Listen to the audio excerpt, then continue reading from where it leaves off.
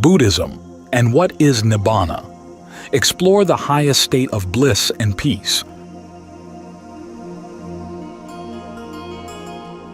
Nibbana, Nirvana, is the culmination of the Buddhist quest for perfection and happiness. To understand the meaning of this term, it is useful to refer to the verse attributed to Kisa Gotami when she saw Prince Siddhartha returning to the palace from the park on the eve of his great renunciation.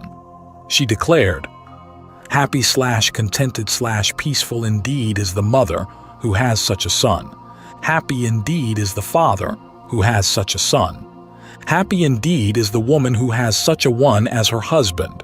Nibbana, from nir plus vr, is often treated as the past participle of the verb nibbayati, and nibbana is the nominal form of that verb.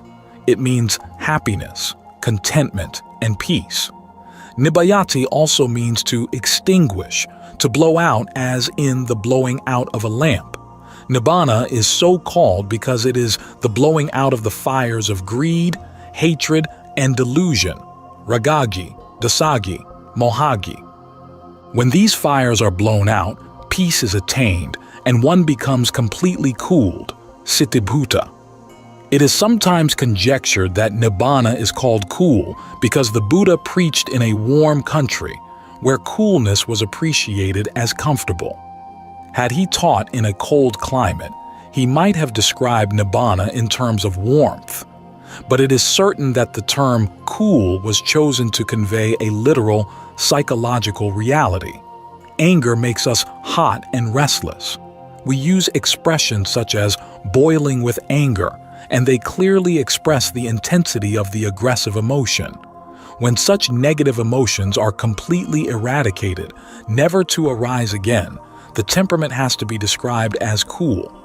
Nibbana is a state to be attained here and now in this very life, and not a state to be attained only after death. In terms of living experience, Nibbana can be characterized by 4 special attributes: happiness, moral perfection, realization, and freedom. We shall take these up for discussion one by one.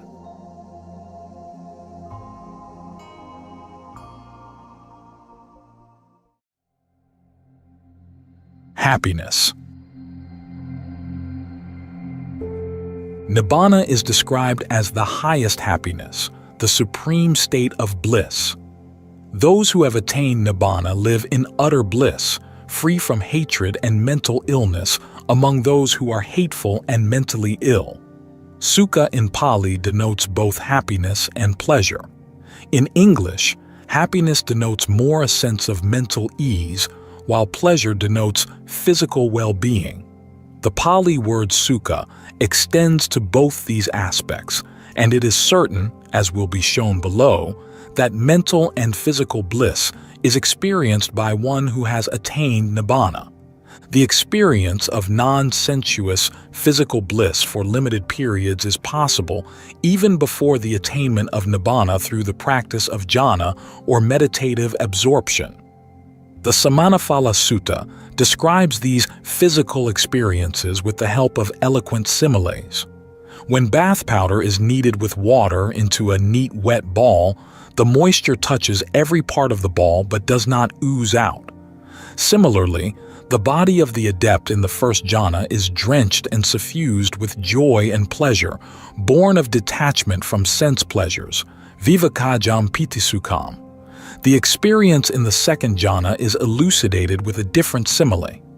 A deep pool filled to the brim with clear, cool water is fed by underground springs, yet the waters do not overflow, and no part of the pool remains untouched by the cool waters. Similarly, joy and pleasure born of concentration, samadhijam pitisukham, pervade the body of the meditator in the second jhana. The simile for the third jhana is a lotus born in water, grown in water, fully submerged in water, and drawing nourishment from water, with no part of the lotus remaining untouched by the cool water. Thus, happiness-pleasure suffuses, drenches, and permeates the entire body of the adept in the third jhana. These are the experiences of non-sensuous pleasure before the attainment of Nibbana. On the attainment of Nibbana, more refined non-sensuous pleasure is permanently established. The Kanki Sutta specifically states that when a monk realizes the ultimate truth, he experiences that truth with the body.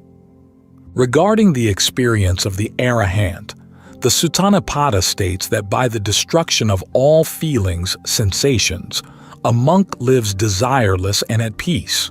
Once, Sariputta was asked what happiness there can be when there is no feeling sensation. He explained that the absence of feeling sensation itself is happiness. It is relevant to note here that the Buddha says that he does not speak of happiness only with reference to pleasant feelings, sensations. Wherever there is happiness or pleasure, that he recognizes as happiness or pleasure. Here we are reminded of the statement that all mental states converge on feelings. What is meant by this statement seems to be that all mental states are translated into sensations in the body. It is possible to understand the import of this statement if we pay attention to a gross emotion such as anger. When we are angry, we experience a variety of bodily sensations, feeling hot, being restless, breaking out in a sweat, trepidation, etc. When we are sad, tears come into our eyes. These are brought about by changes in body chemistry through the discharge of various glandular secretions. If intense emotions bring about such gross sensations, we might conjecture that all thoughts cause subtle sensations in the body resulting from changes in body chemistry. We are hardly aware of these sensations which, however, become noticeable with the development of Vedana-nupassana, contemplation of sensations. Thoughts are endless and continuous. Therefore, if this interpretation that thoughts are translated into sensations is correct, sensations too should be endless and continuous. The Vedana Samyutta states that just as diverse winds constantly blow in different directions, numerous sensations pass through the body. An arahant has full control over his thoughts. Therefore, he must have full control over his feelings, sensations too. What is meant by the statement that a monk lives desireless and at peace by the destruction of all feelings, sensations, seems to be that he has destroyed all psychogenic feelings, sensations. This leads us to another statement, that all feelings, sensations partake of the nature of suffering. To understand the significance of this statement, we must pay attention to our postures. If we have to remain seated for some time, say for an hour, we are not even aware of how many times we shift and adjust our limbs to more comfortable positions. This happens almost mechanically, as all the time we unconsciously seek to avoid discomfort. This is because monotony of sensations, even pleasant sensations, brings about discomfort, and a change brings about a temporary sensation of comfort.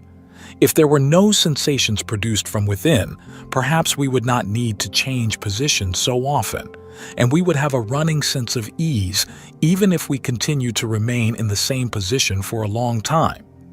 Here it might be asked whether an arahant has lost the ability to feel pain, which is also an essential part of the touch sensation. It has to be pointed out that this is not so, for in that case, an arahant would not even know if a part of his body is seriously injured or burnt. There is plenty of evidence to show that an arahant does feel sensations caused by physical changes. For instance, the Buddha felt acute pain when he was wounded by a stone splinter and when he suffered from indigestion. But he was able to withstand the painful sensations with mindfulness and clear comprehension without being fatigued by them. Again, an experience of Sariputta throws light on the subject. His experience refers to events which modern psychology designates as non-ordinary reality of altered states of consciousness. A yaka, a malevolent spirit, once gave Sariputta a blow on the head. The blow, it is said, was so powerful that it was capable of splitting a mountain peak or making a 7.5-cubit-high elephant go down on its knees. Moggallana, who saw the incident with his divine eye, inquired from Sariputta how he was feeling. He replied that he was all right, but there was slight pain in the head. This shows us that a blow which could have deprived an ordinary person of life had only minimal impact on an arahant. Perhaps because the psychological factors which predispose a person to the experience of sensations are perfectly well under control in an arahant, he experiences only those sensations that are felt purely physically by an animate organism. It seems as if the body is under some sort of mentally regulated anesthesia which allows a narrow margin of sensation to protect the body from external danger. There are two kinds of pain, physical and mental, and arahants are said to experience only physical pain, without the anxious mental agony when experiencing physical pain. It is also possible to look at this issue from another angle. Though the texts state that Vedana is destroyed in the arahant, they never say that the sense faculties are destroyed. When describing the superconscious state of Sanavedayitanirodha, the sense faculties are said to be refined, vipassanani indriyani. So in the case of the arahant too, the sense faculties must certainly be refined and not rendered deficient in any way. In that case, it is possible to surmise that, though Vedana is extinct, body sensitivity continues to be active and is thoroughly refined. The Vedana Samyutta differentiates between three types of joy and pleasure. 1. Samisa piti samisam sukham, joy and pleasure stimulated by sense objects, for example, worldly sense pleasures. 2. Niramisa piti niramisam sukham, joy and pleasure free from stimulation by sense objects, for example, jhanic experiences. 3. Niramisatara piti niramisataram sukham, more refined joy and pleasure free from stimulation by sense objects, for example, nibbana. An arahant experiences both physical and mental bliss, so kaya sukham pi chetasukham pi patisamvedeti, as all tensions, daratha, torments, santapa, and fevers, parilaha, have been completely eliminated for good. Bhaddiya was a monk who often exclaimed, "What happiness, aho sukham, aho sukham." This expression of joy was misunderstood by his less developed fellow monks, and they reported the matter to the Buddha, suspecting that Bhaddiya was often reminiscing about his lay comforts. On being questioned by the Buddha, Bhaddiya explained that he was a prince in his lay life and that he had armed guards stationed at all strategic points within and without his palace. Yet still, he suffered from insomnia and insecurity, fearing that rivals might usurp his position and even deprive him of his life. But now, though living all alone in the open air, he is completely free from fear and anxiety. Therefore, to express his happiness, he frequently exclaimed, "What happiness! What happiness!" So great was the experience of joy on the attainment of release from all mental intoxicants, asavakaya, that sometimes arahants have stayed in that same position continuously without moving for 7 days, enjoying the bliss of emancipation. It is said that the whole body was permeated with this joy and bliss. Thus, there are various passages in the Pali Canon that record the experience of bliss in the attainment of Nibbana, but it appears that this bliss is not confined to or dependent on the 5 aggregates which constitute the individual. For the Dvayatanupasana Sutta maintains that suffering, dukkha, ceases to arise with the cessation of the 5 aggregates. Further, it is said in the Alagadupama Sutta that the perfected being, Tathagata, cannot be identified with any of the 5 personality factors even while he is still alive.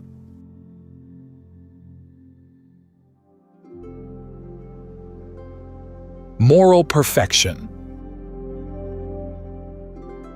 Nibbana is a state of moral perfection. For one who has attained Nibbana, all unwholesome motivational roots such as greed, hatred, and delusion have been fully eradicated with no possibility of their ever becoming active again. Therefore, Nibbana is called the destruction of greed, hatred, and delusion. All inflowing moral depravities are destroyed, hence the epithet asavakaya for Nibbana. Craving has been uprooted for good. Therefore, tanhakaya is another synonym. All types of conceit, the superiority and the inferiority complex, plus the complex of equality are eliminated. This necessarily has to be so as an arahant has no egoistic delusions such as I and mine. Just as much as an arahant has transcended egoism, he has transcended sexuality too. When Soma, a female arahant, was rebuked by Mara the Evil One, saying that womankind with very little intelligence cannot attain that state which is to be attained with great effort by seers and sages, Soma replied that womanhood is no impediment to the realization of truth to one who is endowed with intelligence and concentration. Further, she adds that Mara must address these words to one who thinks, I am a man, or I am a woman, and not to one like herself. This reply seems to imply that one loses even sexual identity on the attainment of arahantship. There is evidence that an arahant has undergone such transformation in body chemistry that he has gone beyond the dichotomy of masculinity and femininity. All normal physiological sexual functions seem to be atrophied in an arahant, as it is said that seminal emission is impossible for an arahant even in sleep. We may also note the tradition maintaining that arahants never dream, maybe because they have attained such perfect mental health that there is no necessity to release tension through dreams. The sublime modes of conduct, Brahmavihara, such as loving kindness, compassion, sympathetic joy, and equanimity, metta, karuna, mudita, upekha, are fully developed without any limitations. An arahant is such a perfect being that it is simply impossible for him to commit an immoral act. He is incapable of willfully destroying the life of a living creature. It is impossible for him to stoop so low as to steal something, indulge in sex, utter a deliberate lie, or enjoy accumulated goods as in the household life. One may wonder why household life is an impossibility for an arahant. The reason may be that the household is recognized as a fortress of greed where we deposit all our belongings. It is, in other words, the external repository of our ego. An arahant, who has fully transcended the ego, is incapable of partaking in such an institution.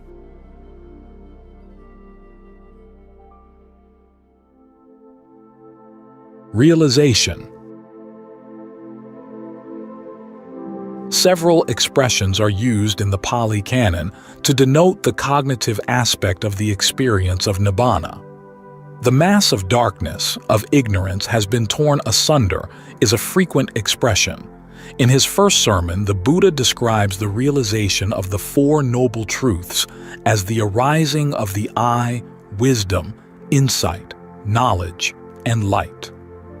The three knowledges have been attained is another expression. The triple knowledge consists of retrocognition, clairvoyance, and the knowledge of the destruction of defilements. With the first two knowledges, one obtains personal verification of the doctrines of rebirth and karma respectively. With the destruction of intoxicants, one realizes the causal origination of all phenomena and egolessness. Sometimes three other cognitive faculties, abhina, are mentioned as extra qualifications of arahants, namely miraculous powers, idhivida, the divine ear, dibasota, and telepathy.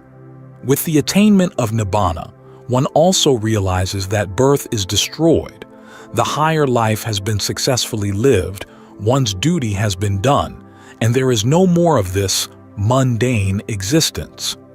The Udasavibhanga Sutta explains the nature of consciousness and the general cognitive attitude of an arahant. The consciousness of an arahant is not scattered and diffused in the external world. Bahida vinanam avikitam avasatam. This becomes possible because he does not indulge in the enjoyment of sense objects. His consciousness is not established within, ajata asantitam. This is possible because he does not become attached to the enjoyment of the jhanas. He remains unagitated without grasping, anupadaya na paritasati. This means that he does not identify himself with any of the 5 aggregates or personality factors. The Mahasalayatana Sutta explains more fully the cognitive experience of an arahant from the angle of sense experience. The arahant realistically understands the nature of sense faculties, sense objects, sense consciousness, sense contact established by the convergence of these 3 factors, and the resulting sensations of pleasure, pain, and hedonic neutrality. He does not get attached to any of these factors. When he lives without deriving pleasure and without getting attached to perceived sense objects and without being deluded by the process of sense perception, recognizing the evil consequences of sense perception, the 5 aggregates of grasping or the personality factors do not get built up. They fall apart as craving, which leads to rebirth, is totally eliminated. All physical and mental tensions, dharatha, torments, santapa, and fevers, paralaha, are destroyed. The arahant experiences perfect physical and mental bliss. We are not quite sure exactly what is meant by the realistic understanding of the nature of sense faculties, but we might suppose that an arahant intuitively understands, through the framework of his own personality, how the sense stimuli pass through sense receptors and nerve fibers and are interpreted at brain centers. Modern science explains to a certain extent the physiological processes involved in the activity of sense perception, but this understanding is confined at best to the intellectual level and is dependent on technological devices in medical laboratories. Such knowledge cannot bring about the attitudinal and emotional changes which are necessary for liberation. An arahant's understanding springs from a deeper experiential level with direct vision into the whole perceptual process, as explained, for instance, in the Madhupindika Sutta. What is meant by the realistic understanding of sense objects? Most likely, it is the realization of the impermanent, unsatisfactory, and non-substantial nature of all that is around us. This, too, is a direct, profound experience of acute sensitivity, a direct personal vision into the dynamism of atomic and subatomic particles that go to form the material world around us as well as our bodies. The Dhammapada records that when a monk sees in his contemplations the dynamic working of the physical and mental phenomena composing his own personality, great joy arises in him, and that can only be described as superhuman joy. One has direct insight into the inner workings of one's body, the arising and passing away of body cells, sensations, perceptions, activities, and consciousness. Great is the joy and delight of this realization, and it is the realization of deathlessness. This is what is called the bliss of enlightenment, Sambodhisukha.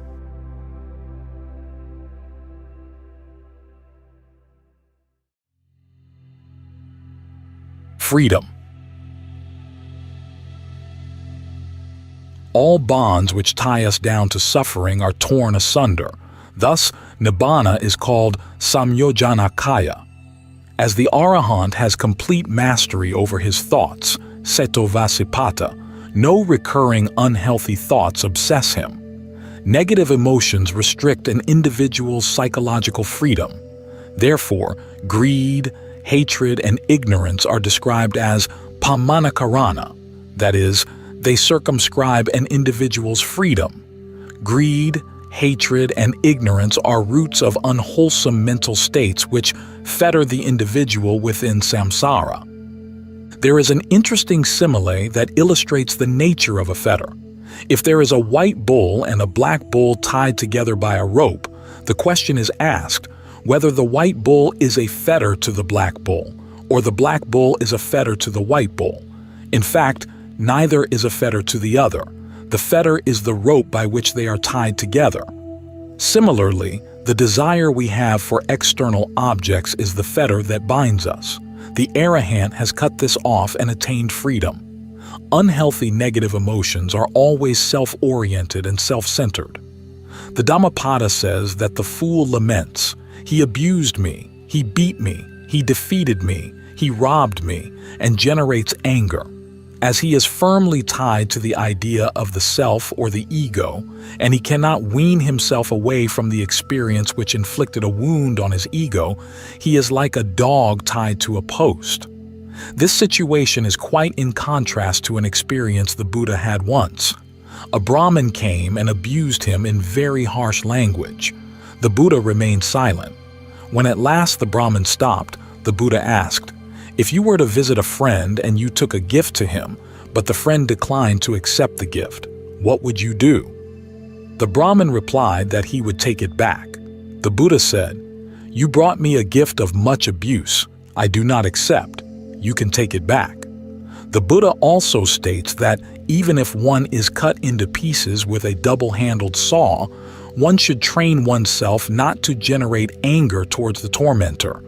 Moggallana was an arahant who was mercilessly beaten by robbers, but he was able to maintain his composure without a trace of anger. Such is the freedom one gains from negative emotions on the attainment of Nibbana. An arahant has fully developed the Brahma Viharas, the sublime modes of conduct, universal love, compassion, sympathetic joy, and equanimity. These positive qualities are generated by transcending the self and are described as all-embracing and immeasurable, apamana. Thus, they do not limit the scope of psychological freedom as do the mental states rooted in greed, hatred, and ignorance, pamanakarana. The freedom won by an arahant is called sato vimutti and pana vimutti, release of mind and release through wisdom. Knowledge also arises in the meditator that freedom has been gained. This is called the bliss of emancipation, vimutti sukha, the highest bliss that any human being could enjoy.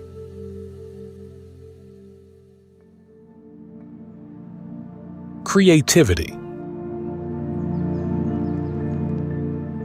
Creativity is another aspect under which the achievement of an arahant can be fruitfully discussed. The virtues of the arahant can be succinctly summarized as karuna and panna, compassion and wisdom. These are the two qualities through which the creativity of the arahant finds expression. When arahants look at humanity, they are moved by great compassion as they fully realize the gravity of the precarious condition of worldlings. Therefore, they willingly plunge into a life of selfless activity, preaching to the people, trying to show them the path leading out of misery to eternal peace.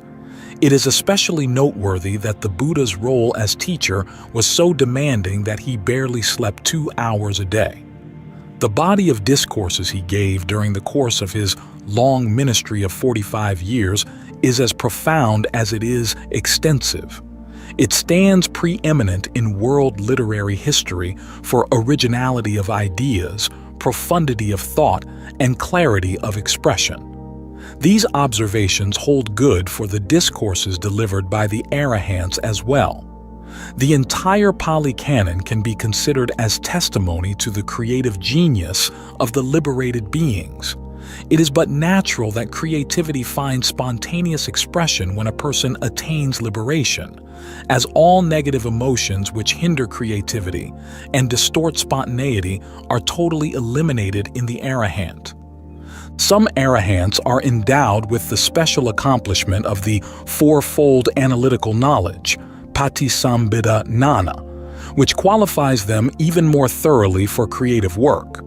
These are spelled out as analytical knowledge of the meaning or goal, profound truth, language or the medium of communication, and originality of expression, Atha, Dhamma, Niruti, Patibbana. These four special qualifications make arahants experts in communicating to their audience the exact meanings and goals of the profound truths they have discovered, through the medium of refined language, using their own original modes of expression such as eloquent similes, metaphors, etc. Several arahants, both male and female, are recorded as eloquent speakers and erudite exponents of the Dhamma. Special mention must be made of the Theragatha and Theragatha, which comprise poems of exquisite beauty. They are utterances of monks and nuns embodying their varied experiences. Literary critics rank them among the best lyrics in Indian literature. They remain unrivaled in the literary history of the world as creative writing issuing forth from the undefiled purity of the human heart and the nobility of human wisdom. They are ever-fresh fountains of inspiration to the truth seeker and lasting monuments to the creative genius of the liberated beings.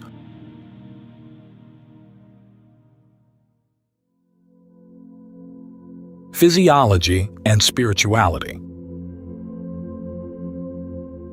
Having considered this traditional material from the Pali Canon, let us now turn to modern studies on psychophysiology and meditation to see whether we can draw some inferences from them on the experience of Nibbana. Studies done by investigators such as Walter B. Cannon show beyond doubt that there is a definite correlation between physiology and strong emotions. When a sensory trunk is strongly excited, the adrenal glands are reflexly stimulated and they pour into the bloodstream an increased amount of adrenaline. This gives rise to the overt manifestation of bodily changes such as dilation of the pupils, sweating, rapid respiration, etc. There are other physiological changes such as those in heartbeat, blood pressure, blood volume, electrodermal responses, etc., but they are not quite useful for us as they cannot be related to material found in the Pali Canon. The logical inference is that if strong negative emotions can give rise to certain physiological changes in the body, changes which may be described as unhealthy, the cultivation of positive emotions too should give rise to physiological changes which are quite different from those stimulated by negative emotions. As opposed to the dilation of the pupils and a consequent look of ferocity in the instance of a strong emotion such as anger, we find in the Pali texts mention made of the monk's eyes as being very pleasant. The monks, it is said, look at one another with amiable eyes and they mix with one another as milk and water blend. This feature was conspicuous enough to draw the attention of the intelligent public. For example, King Pasenadi Kosala cited the pleasing expression in the eyes of the monks as one of the special characteristics which convinced him that they possess purity of heart and spiritual maturity. The complexion or facial expression of the monks is also mentioned as an impressive feature, indicating the height of spirituality attained. The bright, clear complexion or serene facial expression attracted the attention of many observers and inspired their confidence in the Dhamma. For instance, Sariputta was impressed by the bright countenance and the serene appearance of the monk Assaji, and that was the starting point of his conversion. King Asoka's conversion to Buddhism was prompted by the outward appearance of the novice Nigrodha.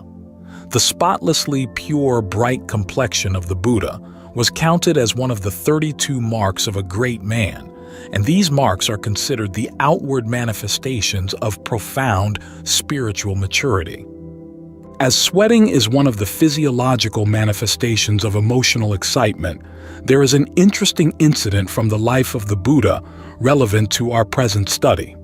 Once, Sakaka, a redoubtable debater, came for a debate with the Buddha. He boasted that he would harass the Buddha in debate as a strong man would shake a goat to and fro while holding it by its long beard. Arrogantly, he bragged that he could see no man who would not break out in a sweat when challenged by him in debate. But when the debate with the Buddha was actually held before a large audience, it was Sakaka who sweated profusely in defeat. The Buddha bared his chest and showed that he did not sweat at all.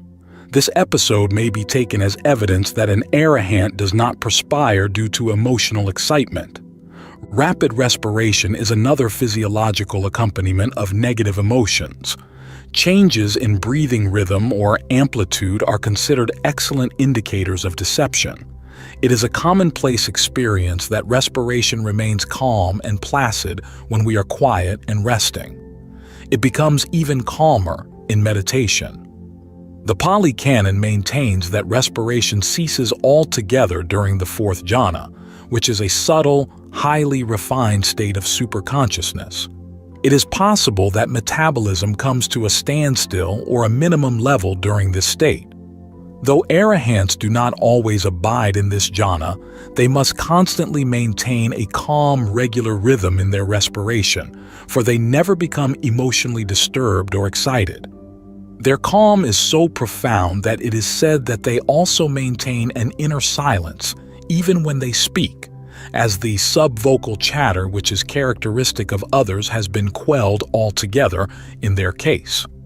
Modern scientific studies on the physiology of meditation shed light on some other aspects relevant to the present study. It has been found that the concentration of blood lactate level declines precipitously in meditation. Its concentration normally falls in a subject at rest, but the rate of decline during meditation has proved to be more than 3 times faster than the normal rate. This offers a good contrast to the rise of blood lactate levels when patients with anxiety neurosis are placed under stress. It is also reported from experiments that the infusion of lactate brings about attacks of anxiety in such patients. Furthermore, it is significant that patients with hypertension, essential and renal, show higher blood lactate levels in a resting state than patients without hypertension, whereas in contrast, the low lactate level in meditators is associated with low blood pressure. Thus, it is clear that the fall in the blood lactate level has a beneficial psychophysiological effect. All this medical evidence goes to show that a calm, healthy mind finds expression in a positively transformed body chemistry. Therefore, it is reasonable to maintain that one who has reached the culmination of meditative practice and realized Nibbana is healthy in both mind and body. The body has certain electrical properties that are clearly associated with psychological processes, such as attention and emotion. One of these is shown in the rapid rise in the electrical resistance of the skin accompanying meditation. Wallace and Benson report that 15 subjects tested showed a rise of about 140,000 ohms in 20 minutes. In sleep, skin resistance normally rises, but not so much or at such a rate. The same test is used in lie detection, and most laboratory studies have found that the skin resistance response is the best indicator of deception. This evidence shows beyond doubt that involuntary physiological changes accompany emotional states, both positive and negative. Again, it is said that the brain is constantly emitting small electrical potentials measured in cycles per second called hertz, EEs. These waves of varying frequencies and shapes are labeled with Greek letters such as delta waves, less than 4 hertz, theta waves, 4 to 7 hertz, alpha waves, 8 to 13 hertz, and beta waves, greater than 13 hertz. Electroencephalographic recordings of subjects in meditation have disclosed a marked intensification of alpha waves. Wallace and Benson report that they recorded the waves from 7 main areas of the brain on magnetic tape and analyzed the patterns with a computer. They say that typically there was an increase in intensity of slow alpha waves at 8 or 9 cycles per second in the frontal and central regions of the brain during meditation. In several subjects, This change was also accompanied by prominent theta waves in the frontal areas. On the other hand, emotional disturbance such as anger is always accompanied by alpha blocking, whereas sleep, the antithesis of emotion, is characterized by slow, high-amplitude activity. Light and sound stimuli also block the alpha rhythm. It is reduced or suppressed during periods of apprehension. Alpha waves are absent in records of patients in an anxiety state. On the strength of these findings, it is possible to conjecture that the harmony of the mind determines to a very large extent the health of the body. When related to the experience of Nibbana, it seems reasonable to conjecture that an arahant has put an end to all psychosomatic diseases.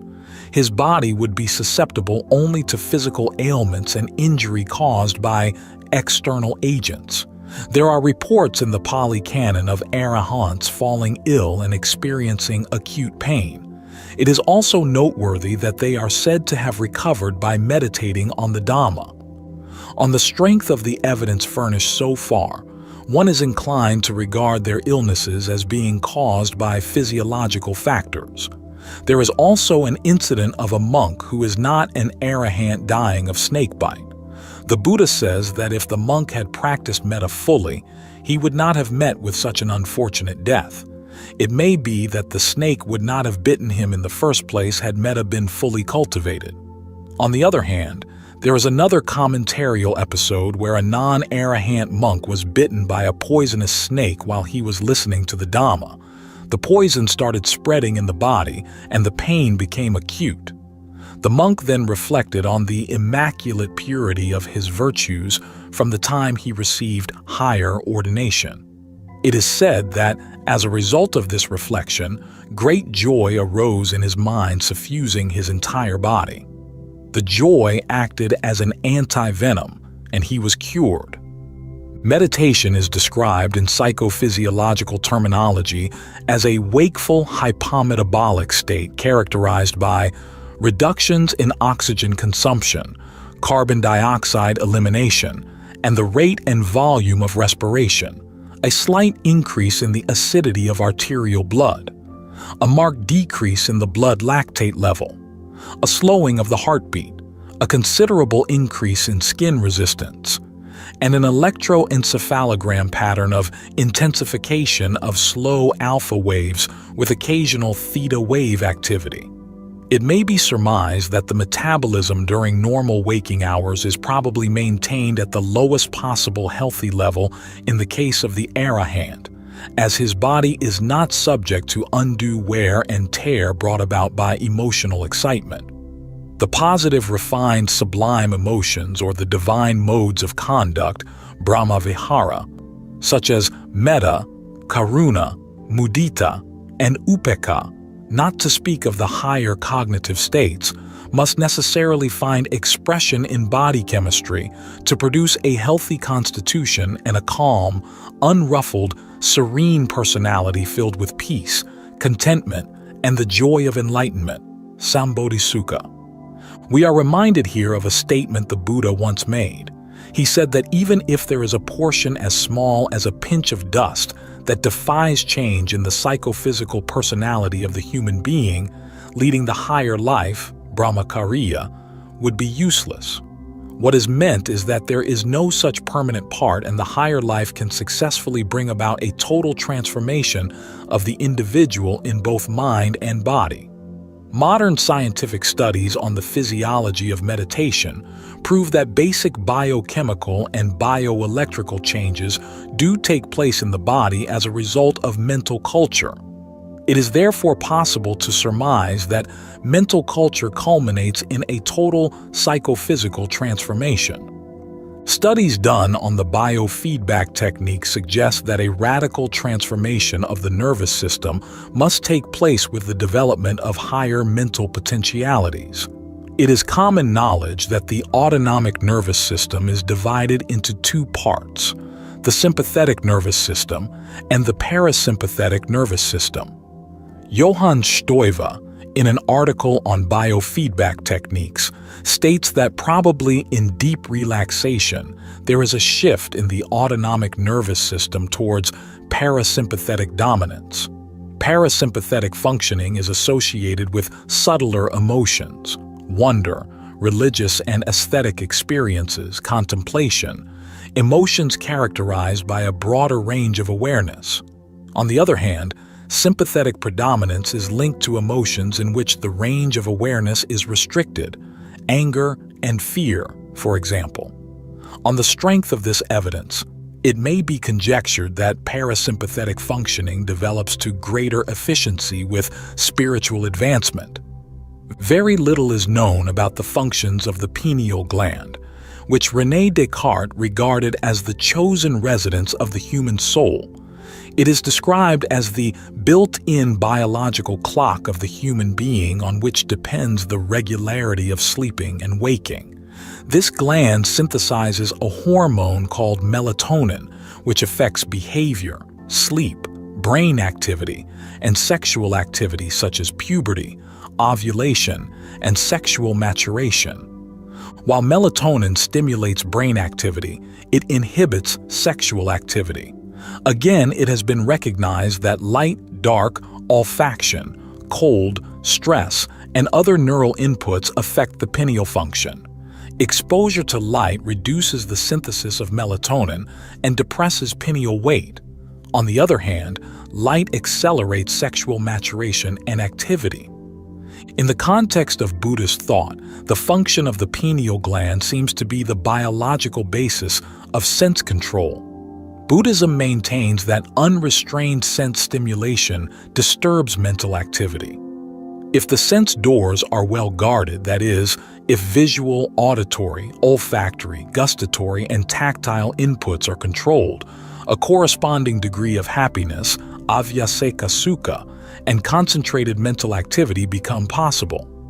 Citta ekagata, the ability to fix the mind on one point, is greatly determined by the control of the sense faculties. In terms of physiology, it seems that such sense control helps the synthesis of melatonin in the pineal gland, which stimulates brain activity and retards sexual activity.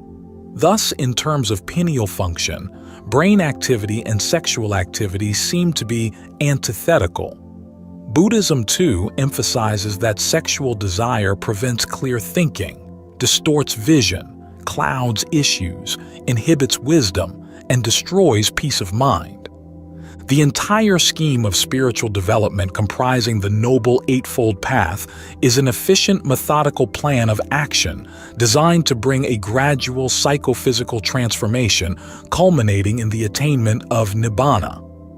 The cultivation of moral habits, sila, is the frame for wholesome behavior by means of which healthy body chemistry gets gradually established. Neural circuits related to harmonious physical and vocal activity are strengthened, and those related to violence become proportionately weak. The second phase in the development of the Noble Eightfold Path comprises meditation. A steady, rapid psychophysical development takes place during this phase. It is our conjecture that the adrenaline secretion which accompanied negative emotions of rage and fear is reduced to a healthy, workable level.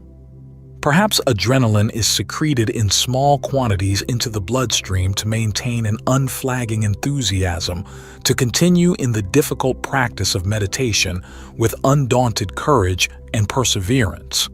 Or it may be, as the endocrine glands stimulate or inhibit one another, a balanced combination of these glandular secretions affects the cognitive and emotional behavior of the meditator. When sublime modes of conduct such as metta, karuna, mudita, and upekkha are practiced over and over again, they must become ingrained in the nervous system, perhaps increasing parasympathetic dominance. With the practice of vipassana or insight meditation, the pineal gland seems to develop its full bodily potential for unlocking all possible spiritual knowledge in the meditator's mind. And when the process is complete, Nibbana is attained. This interpretation finds further support in the Buddhist conception of the reciprocal relationship between Vijnana and Namarupa. This relationship is illustrated in the canon with the simile of two bundles of reeds placed together supporting each other. A change of position in one is bound to make a corresponding change in the other. Thus, psychological development affects physiological function, apparently through the activity of the nervous system and the endocrine glands. Healthy physiological changes reinforce healthy psychological activity. Thus, the process of mutual psychophysical interaction works for the happiness or misery of the individual depending on the moral quality of the actions performed through body, speech, and mind. As the mind is involved in all activity, it is the mind that is responsible for the quality of body chemistry and neural function. When the mind ultimately attains a state of absolute purity beyond corruptibility, body chemistry and neural function undergo a radical transformation that will not be reversed again.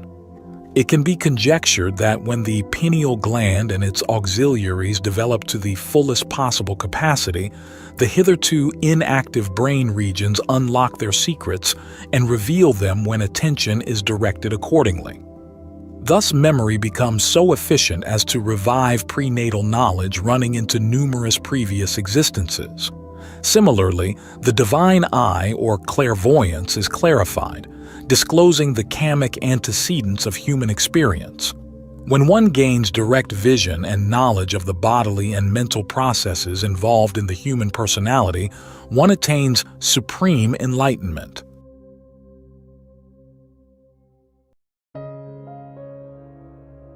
The Avyakatas, questions not yet answered. The state of Nibbana after the death of the Arahant is nowhere discussed in the Pali Canon. The four alternatives put forward regarding this state, namely, does the perfect one exist after death? Does he not? Does he both exist and not exist? Does he neither exist nor not exist after death? Are all left aside unanswered. These questions are put aside because they are not useful to human happiness and understanding, not concerned with the Dhamma, not helpful for the higher life, not conducive to disenchantment and detachment, not conducive to the cessation of misery, to the tranquility of the mind, to higher knowledge, to insight, and to peace, Nibbana. The Agivachagata Sutta cites a simile in this connection which illustrates that the questions themselves are meaningless. If there is a fire burning, and if the fire goes out without fuel, can one ask the question, in which direction did the fire go? East, south, west, or north? The question itself is inappropriate as it assumes that fire can have existence independent of fuel. The Nun Kema points out that the state of the Tathagata after death is immeasurable. Just as it is impossible to calculate the drops of water in the ocean and the grains of sand on the earth, so is it impossible to conceptualize the state of Nibbana after the demise of the Arahant.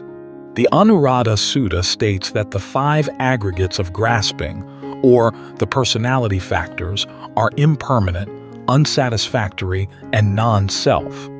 Therefore, the noble disciple is detached from them. He wins freedom and after death becomes completely untraceable.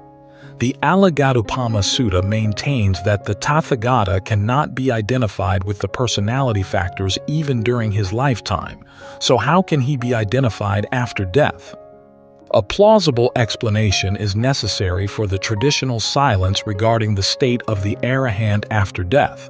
Existence in the world implies time and space. One exists within a particular period in a particular space or locality. If one passes beyond time and beyond space, it is not possible to speak of existence with reference to such a one. To speak of both time and space, one needs a point of reference. For example, A is 50 years old. This means 50 years have passed since the event of A's birth. If A is not born, it is impossible to speak of time or existence with reference to him. Similarly with space. Without points of reference, it is not possible to grasp space. There is a definite distance between any two specific points, nor can one speak of direction without a point of reference. When the notion of I, which is the point of personal reference, is eradicated, one goes beyond time, beyond space, and beyond causality. Therefore, it is not possible to speak of the liberated being as existing or not existing. Here we are reminded of a statement made by Fritjof Capra in his Tao of Physics, relevant to our present context. He states, physicists can experience the four-dimensional space-time world through the abstract mathematical formalism of their theories, but their visual imagination, like everybody else's, is limited to the three-dimensional world of the senses. Our language and thought patterns have evolved in this three-dimensional world, and therefore we find it extremely hard to deal with the four-dimensional reality of relativistic physics.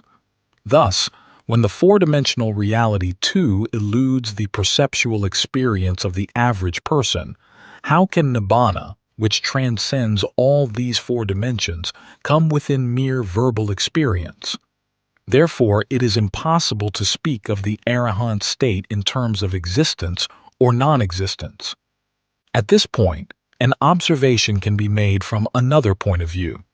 Buddhism describes the characteristics of all things in three statements: sabbe sankhara anicca, sabbe sankhara dukkha, sabbe dhamma anatta, meaning all conditioned things are impermanent, all conditioned things are unsatisfactory, all phenomena are non-self. Here the change of terminology in the last statement seems important. The Samyutta commentary explains the last statement as sabbe dhamma anatta ti sabbe katubumaka dhamma. The Visuddhimagga explains the four bhumis or planes as kamavakara, rupavakara, arupavakara, and lokuttara, meaning the sensual sphere, the fine material sphere, the immaterial sphere, and the supramundane. Therefore, Dhamma in our statement can be interpreted as including the supramundane state of Nibbana as well. Commenting on this statement, Venanarada Thera observes, Dhamma can be applied to both conditioned and unconditioned things and states. It embraces both conditioned and unconditioned things, including Nibbana. In order to show that even Nibbana is free from a permanent soul, the Buddha used the term Dhamma in the third verse.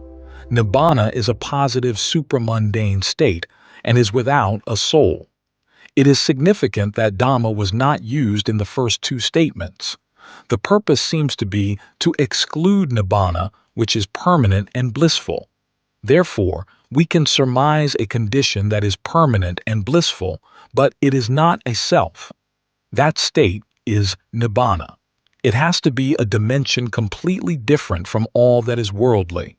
The permanence that is conjectured here has no reference to time and space, and the bliss that is spoken of has no reference to feelings, Vedana. Further, there is a great difference between the death of an ordinary worldling and that of an arahant. To indicate this, different terminology is used. Marana miyati is used for the death of a worldling, while parinibbayati is used in the case of an arahant. In fact, the Dhammapada specifically states that the vigilant ones, meaning arahants, never die, in the ordinary sense of the word. Let us first see what happens when a worldling dies. It is an accepted fact that everybody fears death. We also fear the unknown. Therefore, death is doubly fearful because we know least about it. It seems reasonable to assume that at the root of all fear, there lurks the fear of death. In other words, we fear everything which directly or indirectly threatens our life. So long as our bodies are strong enough, we can either fight or run away from the source of fear with the intention of preserving life. But when ultimately we are on the deathbed face to face with death, and our body is no longer strong enough to flee from death, it is highly unlikely that we will mentally accept death with resignation.